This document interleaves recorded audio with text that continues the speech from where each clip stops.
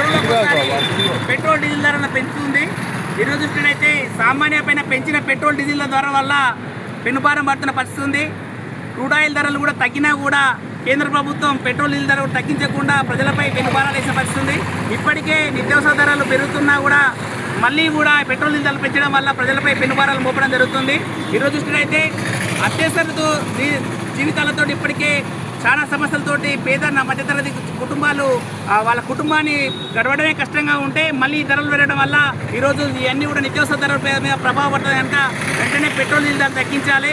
2014లో ఏ విధంగా ధరలు ఉన్నాయి, ఇప్పుడు 2026లో ఏ విధంగా ధరలు చూసినట్లయితే 50% ధరలు పెరిగిన పరిస్థితి ఉంది. కానీ ప్రభుత్వం ఏమో ప్రజలపైన భారాలు వేసుకుంటూ మనం ఇవన్నీ ఏం చేస్తుంటే ఆర్థిక ఖర్చులు తగ్గించుకోవాలని చెప్పి నీతులు చెప్తుంది తప్ప ప్రజలపై భారాలు వేయకుండా ఉండలేదు. ఒకవైపు క్రూడ్ ఆయిల్ ధరలు తగ్గినప్పుడు కూడా ఎట్లా కూడా తగ్గించలేదు. 2 రోజులకోసారి 90 పైసలు, రూపాయి, 2 రూపాయలు అనుకుంటూ ఎలక్షన్లు ఉన్నప్పుడు మాత్రం ధరలు తగ్గించుకుంటూ ఎలక్షన్ అయిపోగానే ప్రజలపైన ధరలు వేస్తుంది. ఈ ప్రభుత్వానికి ఇది సరైనది కాదు. కావున వెంటనే కేంద్ర ప్రభుత్వం ధరలు తగ్గించాలని చెప్పి డివైఎఫ్ఐగా డిమాండ్ చేయడం జరుగుతుంది. లేని ఏడలా పెద్ద ఎత్తున ఆందోళన నిర్వహించడం జరుగుతుంది. ఒకవైపు నిరుద్యోగులు ఉద్యోగాలు లేక చదువుకోవడానికి ఇబ్బంది పడుతుంటే మళ్ళీ ఈ ధరలతోటి వాళ్ళ కుటుంబాలు కూడా ఇబ్బంది పడుతూ పరిస్థితుంది. కావున వెంటనే ఈ పెట్రోల్ డీజిల్ ధరలు తగ్గించాలి, లేని ఏడలా సరైన బుద్ధి చెప్తామని చెప్పి సందర్భం చేస్తున్నాం. ఈ దేశం కోసం, ధర్మం కోసం అని చెప్పి ధరలు పెంచడం అంటే ఈ దేశంలో ఉంది మనుషులంతా ఇబ్బంది పడుతుంటే ఎవరి కోసం, ఎవరి ధర్మం కోసం అనేది ఒకసారి ప్రభుత్వం ఆలోచించాలని చెప్పి ఈ సందర్భంగా తెలియజేయడం జరుగుతుంది.